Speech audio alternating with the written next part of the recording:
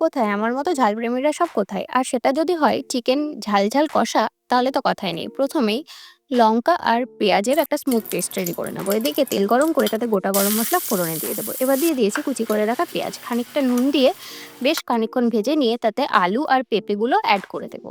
এবার পরিমাণ মতো হলুদ দিয়ে ভালো করে ভেজে নেব। এবার অ্যাড করে দেবো চিকেনগুলো। দিয়ে আরও কিছুক্ষণ নেড়ে নেব। এবার দিয়ে দেব পরিমাণ মতো নুন। নুন দিয়ে খানিকক্ষণ ভেজে নিতে হবে। তারপর অ্যাড করে দেব আদা রসুনের রেডিমেড পেস্ট। আর দেব পেঁয়াজ আর কাঁচা লঙ্কার যে পেস্টটা রেডি করেছি সেটা। দিয়ে খানিকক্ষণ নেড়ে নিয়ে ব্লেন্ডার ধোয়া জল দিয়ে দেব। তারপর একে একে অ্যাড করব গুঁড়ো মশলা, জিরে, ধনে আর কাশ্মীরি রেড চিলি পাউডার রঙের জন্য। দিয়ে বেশ কিছুক্ষণ আবারও নেড়ে নেব। এবার নেড়ে নিয়ে ঢাকা দেওয়ার পালা। এবার এদিকে ঢাকনা খুলে যখন চিকেন আর আলু পেঁপেগুলো সুন্দরভাবে সুসেদ্ধ হয়ে যাবে, সেই সময় ফেটিয়ে রাখা টক দইটা এর মধ্যে অ্যাড করব। টক দই দেওয়ার জন্য বেশ খানিকটা জল ছাড়বে। সেই সময় কয়েকটা কাঁচা লঙ্কা ফ্লেভারের জন্য দিয়ে নেব। দিয়ে মিশিয়ে নিয়ে আবারও ঢেকে দেব।